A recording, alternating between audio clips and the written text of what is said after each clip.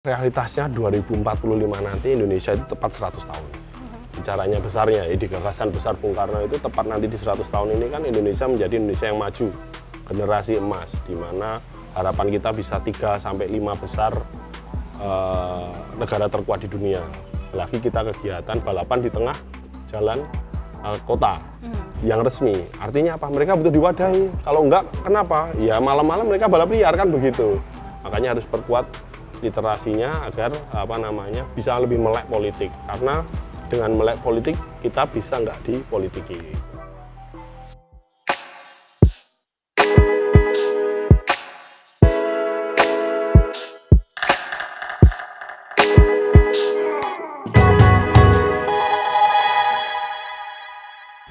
Halo, selamat sore Tribuners, ketemu lagi sama Firda Ananda di podcast Tribun News. Dan kali ini Firda ada di Warung Kopi Ndoro Putri yang ada di Jalan Melati, Tonggalan, Klaten, Jawa Tengah.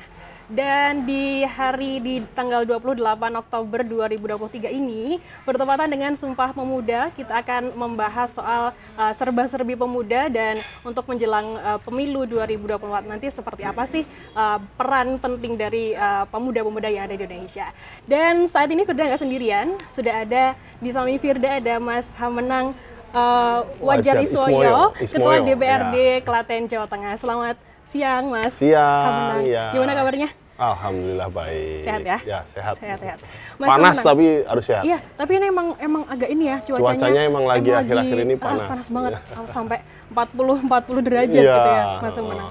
Mas Hamenang, Mas ini kan mendekati pemilu 2024 ya. Betul. Masih kira-kira 3-4 bulan lagi, betul. Katanya menurut survei dan juga KPU sendiri, pemilih pemula untuk pemilu 2024 itu tuh kebanyakan didominasi oleh pemuda, oleh generasi Z dan juga milenial sendiri. Ya. Nah, gimana menurut Mas Hamenang sendiri? Ya, memang realitasnya kan bonus demografi kita mengatakan begitu ya. Di 2024 itu kalau nggak salah, kalau bicara nasional itu kurang lebih 60-an% anak muda, generasi milenial, berarti which is usia 30-an, sampai generasi Z ya. Gen Z yang mungkin bisa di belasan sampai 20-an, itu 60%. Artinya itu berarti pemilih paling besar. Ya. Tapi kan hari ini mungkin belum semua partai politik melihat kemudian itu membuat program yang nyata, yang kemudian menarik minat untuk Gen Z dan milenial ini kemudian untuk bisa besok aktif. Aktif ini kan bisa macam-macam ya, bisa aktif mencoblos, bisa aktif menjadi kader dan lain sebagainya. Kalau di Klaten sendiri seperti apa Mas untuk Jadi kalau di Klaten itu tidak sebesar bicara nasional ya. Kalau nasional ini 60%, kalau di Klaten itu kurang lebih mungkin gabungan antara milenial sama Gen Z itu kurang lebih 50-an%. Ya kurang dikit lah ya dari total pemilih. Tapi kan itu cukup besar, berarti kan hampir separuh kan itu. Betul. Nah itu yang kemudian kalau kami di PDI Perjuangan memang sudah dari awal kita set up. Jadi selain di institusi partai secara formal, ada juga saya partai yang kemudian merangkul anak-anak muda ini. Kami ada komunitas Juang, ada Repdem, ada Taruna Merah Putih, yang kemudian itu bisa menjadi wadah dari anak-anak muda untuk lebih paham, lebih melek tentang politik. Gitu. Jadi kan kalau ngomongin soal politik untuk anak muda sendiri ya Mas, untuk pemilih pemula apalagi, itu biasanya muncul ada sebuah fenomena kejut gitu. Jadi kayak kaget ketika dia akan harus memilih untuk ketika pertama kali. Gimana Mas menurut Mas? Ya itu memang setiap siklus 5 tahunan pasti ada ya pemilih pemula namanya kan begitu. Nah itu memang tugas kita bersama dari mulai penyelenggara pemilu, dari KPU, Bawaslu, kemudian pemerintah, sampai kita sebagai peserta politik dari partai politik, kita juga harus memberikan edukasi kepada mereka sehingga mereka tidak sampai terkejut tadi, tapi sudah paham duluan apa sih itu partai politik, kenapa sih kita harus ikut datang ke TPS untuk mencoblos dan lain sebagainya dan lain sebagainya. Nah, ini peran penting semua stakeholder untuk kemudian turun mengadakan kegiatan di sekolah-sekolah dalam rangka sosialisasi agar mereka tadi tidak kaget ketika nanti menghadapi pemilu di 2024. Dan kami sudah melakukan, kan gitu, pemerintah daerah sudah, kami di DPRD juga beberapa kali menyelenggarakan kegiatan kerjasama dengan sekolah, DPRD Gustu School, dalam rangka sosialisasi, dan alhamdulillah di institusi yang lainnya juga menyelenggarakan, kepolisian menyelenggarakan, KPU, Bawaslu semuanya juga menyelenggarakan. Kemudian bagaimana untuk tanggapannya dari para pemilih pemula sendiri Mas, mungkin di SMA ya, dari di Klaten sendiri? Yang luar biasanya karena hari ini itu teknologi informasi cepat ya. Ketika mereka mau begitu informasi mau ada kegiatan seperti itu goes to school, biasanya mereka sudah searching dulu. Jadi akhirnya mereka jadi lebih paham gitu sebelum didatangi, dan ketika datang biasanya pertanyaan sudah luar biasa banyak.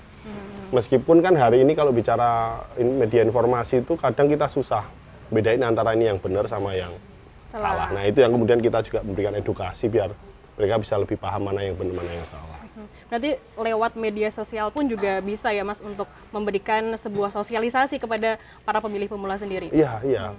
Makanya kan kalau bicara tahapan kan banyak sekali ya. Itu juga kita harus sering publish tahapannya. Habis ini DCT misalnya, habis ini nanti pendaftaran capres cawapres, habis itu visi misi segala macam harus kita juga publish sehingga mereka juga mendapatkan informasi cepat dari media sosial. Karena kan kalau baca berita kayaknya agak susah ya, Gen Z ini terutama. Ya itu informasinya kita masukkan ke media sosial, apakah itu Instagram, apakah itu TikTok dan lain sebagainya. Memang kalau Gen Z kan lebih ke anak muda dan lebih ke media sosial ya Mas. Betul. Instagram, TikTok, dan Twitter apalagi. Ya, dan sekarang ini kan platform-platform itu juga bisa kita gunakan untuk menyebarkan berita juga. Ternyata nggak melulu soal hanya mohon maaf kalau TikTok dulu joget-joget gitu kan, sekarang juga sudah melebar. Iya betul. Gitu. Betul. Jadi kan apalagi namanya yang Gen Z juga nggak males ya Mas untuk mencari informasi tentang politik gitu. Dan bisa mungkin Mas Hamenang jelaskan gimana, kan biasanya kalau di media sosial tuh kan ada banyak sekali berita-berita hoax mungkin, yang berita-berita kurang benar tentang pemilu dan lain sebagainya. Untuk menanggulanginya seperti apa? Nah, Mas? Itu beberapa kali kan aku juga diundang jadi pembicara di beberapa kampus dan beberapa sekolah. Ya, aku menjelaskan bahwasanya pentingnya sekarang itu belajar literasi yang lebih. Maksudnya literasi yang lebih, kita mengambil satu contoh kasus, aku ceritain beberapa tahun lalu di mana Indonesia pernah digembarkan kasus, mohon maaf, itu kan sudah memang ya permasalahan resmi, salah satu tokoh, salah satu dulu pernah aktivis atau ya Ibu Ratna Sarumpait yang dulu sempat viral itu kan digebukin orang segala macam bla bla bla viral semua, ternyata operasi plastik kan begitu. Padahal kan kadung beritanya luar biasa. Nah dari hal situ kan kita bisa berkaca bahwasanya apa yang ditampilkan media itu belum tentu benar. Lah apa yang bisa kita lakukan? Ya pertingkat literasinya. Kita cari sudut pandang yang lain. Misalnya kita biasa baca di media A, ya kita compare ke media B dan lain sebagainya. Minimalnya 2-3 baru kita bisa mengambil kesimpulan. Karena kalau baru satu media ya belum bisa. Hari ini belum bisa kan begitu. Karena memang saking mudahnya kita mengakses media kan begitu. Terus kalau Gen Z sendiri kan dan milenial sendiri kan ada kemungkinan untuk menjadi swing voters Mas. Pasti. Jadi tidak masih labil lah untuk memilih siapa yang nanti akan dicoblos gitu ya. Gimana menurut Mas Hamenang soal ini? Ya memang anak muda itu kan karena mereka belum menjadi kader politik, mungkin belum menjadi karena dia mungkin bukan calon legislatif, bukan calon dari eksekutif dan apa, ya mereka kan awam. Otomatis kan mereka swing voter, tidak fanatik dengan partai A, dengan partai B dan ya otomatis mereka swing voter. Nah, kemudian apa yang harus dilakukan? Ya kalau dari sisi kami di partai politik harus meyakinkan dong. Meyakinkan ke mereka dengan cara apa? Ya yang pertama, berarti kita harus mendengarkan dulu keresahan mereka itu apa, permasalahan mereka, aspirasi mereka itu apa. Itu yang kadang orang lupa, itu dulu yang kita dengarkan. Habis itu ya perbanyak kemudian kegiatan yang bisa merangkul mereka, untuk mereka terlibat di situ. Bisa minimal berdiskusi, jagongan, apa segala macam, agar kemudian mereka minat untuk memilih salah satu partai kan begitu. Jadi bahasa swing voter tadi kemudian bisa agak lambat laun merapat ke salah satu partai politik begitu. Tapi memang itu fenomena 5 tahun sekali karena pasti ada pemilih pemula di situ. Pasti ya, pasti ada. Dan menurut Mas Hamenang sendiri gimana untuk melihat kayak pemimpin yang dicari anak muda itu seperti apa gitu? Ya kalau anak muda itu mesti berpikirnya pengennya juga, kalau saya lihat hari ini ya ada keterwakilan dari dirinya. Jadi ketika anak muda ya pengennya memilih yang anak muda. Maka dari itu tugas dari partai politik hari ini adalah kaderisasi sedini mungkin. Jangan sampai partai politik itu isinya mohon maaf hanya kader senior. Tapi ada kaderisasi dari yang muda-muda ini bisa masuk. Sehingga ada pilihan anak muda. Loh di partai sana bisa merepresentasikan anak muda juga bisa gabung dan mendapatkan tempat di politik. Nah, alhamdulillah kami berada di PDI Perjuangan ini bisa kemudian mendapatkan tempat. Di usia saya yang masih 30-an, alhamdulillah sudah percaya jadi ketua DPRD. Tapi dengan proses begitu kan, saya sudah di partai ini sebenarnya sudah panjang Dari mulai SMA itu saya sudah pengurus tingkat desa, kemudian mulai kuliah itu sambil kuliah saya ketua PAC tingkat kecamatan. 2 periode baru kami nyalek yang pertama, baru kemudian di periode kedua kami masuk di pengurus tingkat kabupaten DPC. Sehingga bicara ideologi, ADART, pemahaman di politik, ya kami sudah kuat. Nah, hari ini yang lemah di situ. Partai politik pengennya menggait anak muda dengan cara misalnya ngambil, mohon maaf, artis, orang dari luar, yang mohon maaf secara ideologi kurang kuat, pemahaman politik kurang kuat, yang akhirnya butuh loncat. Hari ini di partai ini, besok bisa ke partai yang lain, kan begitu. Itu yang ya berarti gagal kita, kan gitu. Harusnya tidak ujungnya hanya sekedar meraih suara pemilih, tapi bagaimana kemudian ideologi kita ini benar-benar kita jalankan sehingga aspirasi kita ini bisa diperjuangkan, kan begitu. Kalau dari PDI Perjuangan sendiri, Mas Sumeneng gimana melihatnya untuk anak muda sekarang, apa yang sudah dilakukan untuk menggait suara mereka? Kalau dari kami itu tadi, yang pertama kami membuat beberapa sayap partai yang kemudian bisa merangkul mereka. Tadi taruhlah yang hari ini sangat kelihatan aktif ada Komunitas Juang, kemudian ada Repdem dan juga Taruna Merah Putih. Nah, disitulah kemudian wadah mereka untuk berdiskusi jagongan, belajar tentang politik versi mereka. Kan versi barangkali yang senior dengan anak muda berbeda, kan begitu. Terus kemudian kita mendengarkan aspirasi dari mereka. Mereka butuh apa sih sebenarnya? Kan nggak melulu kalau anak muda itu infrastruktur bicaranya, kan begitu. Kalau di desa barangkali kebutuhannya bangun jembatan, bangun jalan, bangun talut. Nah, anak muda ini apa sih? Ternyata kan mereka butuh ruang publik misalnya. Ternyata mereka butuh kegiatan, harus ada di Pemda. Diimbangi misalnya hiburan, tapi yang kemudian bisa merangkul anak muda untuk aktif. Skena-skena ini kemudian bisa masuk, nah kan begitu lah. Itu kan banyak sekali masukan dari mereka yang itu kemudian, makanya hari ini di Kabupaten Klaten banyak sekali kegiatan event-event yang kemudian anak muda ini dilibatkan, kan begitu. Berarti secara tidak langsung kader-kader yang ada di PDI Perjuangan otomatis itu sudah terpatri ideologinya, juga sudah langsung terjun ke masyarakat, ke pemuda-pemudanya sendiri. Memang kalau Ibu Ketua Umum kami yang paling ditekankan itu ya sering-sering terjun ke bawah, dengarkan suara rakyat, kan begitu. Ya kalau anak muda ya sering-sering terjun ke bawah, ngobrol sama anak muda, kan begitu. Dengarkan aspirasi mereka sebenarnya apa, mereka pengennya Klaten ke depan seperti apa sih harapan mereka ke depan, kan begitu. Kalau di kalian sendiri gimana, Mas, melihatnya? Ya kalau Klaten ini kan luar biasa ya, karena kita ini sebuah kota yang diapit 2 kota besar. Tapi realitasnya kita penduduknya paling besar kalau dibanding misalnya Solo, misalnya Sukoharjo, dan anak mudanya otomatis banyak. Dan komunitas hobi itu luar biasa besar, luar biasa banyak. Nah itu yang harus kita wadahi. Seperti belum lama ini bekerja sama dengan teman-teman pihak ketiga, akhirnya ada lagi kita kegiatan balapan di tengah jalan kota yang resmi. Artinya apa? Mereka butuh diwadahi. Kalau enggak, kenapa? Ya malam-malam mereka balap liar, kan begitu. Nah sementara kan sirkuit baru ada 1 aja di Ganti Warno. Nah artinya mereka juga butuh ruang yang lain. Nah ini yang kemudian kemarin sudah dibikinkan event, barangkali nanti bisa bergulir tahunan untuk event resmi. Nah syukur-syukur nanti kalau ada APBD yang memang bisa memenuhi, bisa membuat sirkuit di Rawon Jombor, karena masih ada kompleks yang bisa dimanfaatkan. Nah, hal-hal semacam itu. Kemudian di sisi lain, sepak bola misalnya kita bicara. Prestasinya sudah mulai naik dari kemarin hanya lokal di tingkat Jawa Tengah, kemudian bisa masuk.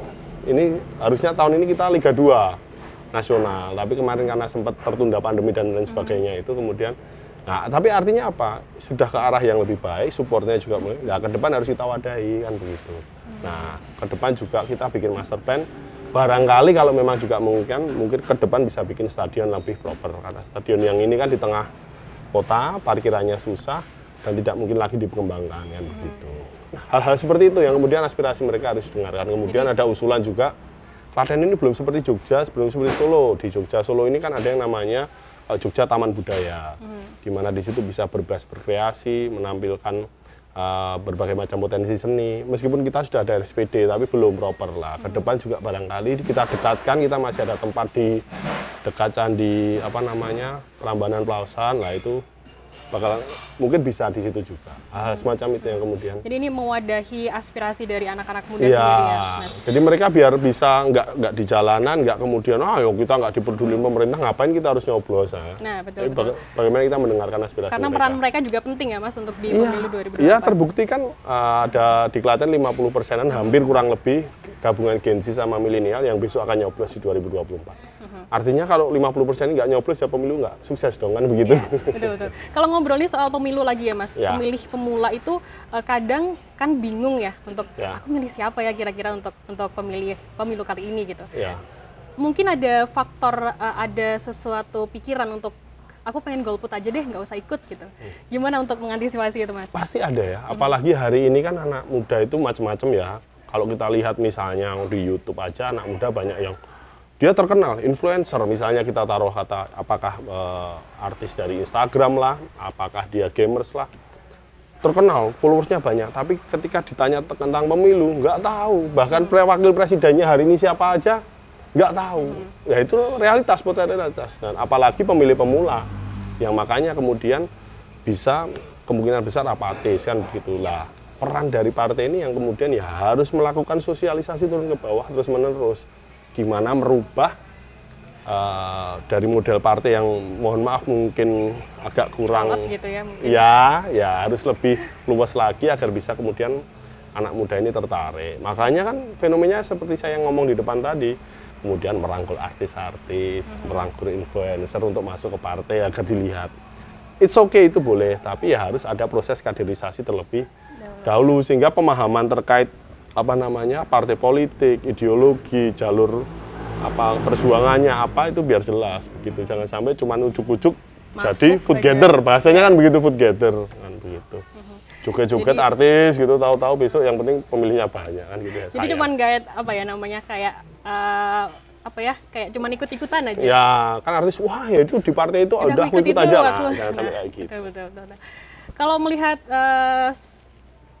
saat ini gimana, Mas, harapannya Mas Hamenang sendiri untuk pemilih pemula di pemilu 2024? Jadi realitasnya 2045 nanti Indonesia itu tepat 100 tahun. Bicaranya besarnya di gagasan besar Bung Karno itu tepat nanti di 100 tahun ini kan Indonesia menjadi Indonesia yang maju, generasi emas, di mana harapan kita bisa 3 sampai 5 besar negara terkuat di dunia. Ekonominya sosial dan segala macamnya. Nah, untuk menuju itu kan berarti yang harus disiapkan hari ini anak mudanya. Bonus demografinya kan anak muda ini. Nah, ini kalau nggak kita manfaatkan, ya cuman banyak orangnya tapi lebih banyak menjadi konsumen. Nah, jangan sampai itu terjadi. Makanya peran partai politik ini sangat luar biasa. Bagaimana agar menarik anak muda ini kemudian mau masuk ke partai, menjadi kader, kemudian memperjuangkan aspirasi di warga masyarakat, terutama untuk generasi muda ini. Nah, kalau itu terjadi, ke depan Indonesia pasti akan maju. Karena hari ini mungkin sudah kurang connect, jangankan yang angkatan senior, yang milenial dengan yang Gen Z aja mungkin sudah ada gap kan begitu. Apa sih yang mereka butuhkan? Barangkali sudah berbeda. Kita yang harus bisa menjadi jembatan kan begitu. Kalau nggak kita yang jembatani ya semakin susah. Lah nanti ke depan mereka butuhnya apa, kita nyediainnya apa, nggak match, ya nggak bisa. Contohnya sekolahnya menyiapkan apa, kebutuhan di perusahaan apa, nggak match, akhirnya lulus yang nganggur kan begitu. Nah dari situ kebijakan dunia pendidikan ke depan juga harus bisa semakin berkembang, berubah, mengikuti zaman. Dan alhamdulillah kemarin Pak Presiden itu kan nunjuknya juga menterinya yang muda, barangkali harapannya juga itu, lebih paham lah kurikulumnya yang harus dirubah agar sesuai dengan kebutuhan di lapangan itu apa begitu. Terus harapan Mas Hamenang sendiri agar pemilih pemula yang nonton ini tidak golput gimana, Mas? Ya memang 2024 itu pemilu yang sangat menentukan nasib kita bersama 5 tahun ke depan, jadi jangan sampai golput. Golput nggak asik lah. Jadi harus datang ke TPS untuk menentukan pilihan. Tapi dalam rangka menentukan pilihan itu kalian harus sering baca literasi terlebih dahulu. Artinya ya baca-baca dulu, searching di Google. Kalau males ke Google ya ke TikTok boleh, ke Instagram boleh, cari informasi partai ini seperti apa, partai ini seperti apa. Kalau legislatif caleg ini seperti apa, rekam jejak akan kelihatan di situ. Kan biasanya misalnya saya Instagram, kan bisa dilihat, oh Mas Hamenang ini ngapain aja sih dia kerjaannya, apa cuma seneng-seneng aja, apa ngapain gitu kan. Dari situ kan akan terlihat Oh, ternyata Mas Menang kayak gini. Oh, kayak gini. Wah, ini ternyata kegiatannya ada yang aku cocok nih misalnya. Wah, penasaran lah. Barulah berarti oh mungkin Mas Menang bisa menjadi perwakilan dari aku nih sebagai anak muda. Ya sudah bisa memilih kan begitu. Artinya banyak literasi, monggo silakan. Perbanyak literasi dan nanti bisa memfilter ya Mas untuk yang hoax yang mana, yang berita yang benar yang Nah, itu yang paling penting juga. Anak muda itu kan jangan sampai, kalau aku selalu ngomong dimanapun, seperti daun kering, daun jatuh dari pohon kering, mudah dikumpulin, sapu sana, sapu sini, dikumpulin, habis itu dibakar, kebakar. Jangan sampai kayak gitu. Makanya harus perkuat literasinya agar bisa lebih melek politik. Karena dengan melek politik kita bisa nggak dipolitiki gitu. Oke. Terima kasih Mas Menang sudah ngobrol di podcast Tribun News kali ini. Siap, sama-sama Mbak. Semoga nanti kita bisa ngobrol-ngobrol lagi di lain waktu ya Mas. Siap, saya senang sekali diundang kasih. lagi Tribun dan jangan kapok datang ke Klaten karena masih banyak tempat yang harus kita eksplor bareng-bareng. Nah, iya dong. Betul. Kali ini kita di Ndoro Putri, di di Warung Kopi Ndoro Putri. Tonggalan, ini yang di lagi viral juga ini di Klaten, baru banget pada beberapa bulan Nanti ini kita bisa buka. jelajah ke lokasi yang lain ya Mas. Yang ada di Klaten. Siap. Ya, Tribuners, demikian podcast Tribun News kali ini. Kita akan berjumpa lagi di lain kesempatan. Saya Firda Ananda pamit undur diri dan sampai jumpa. Download Tribun X sekarang. Menghadirkan lokal menjadi Indonesia.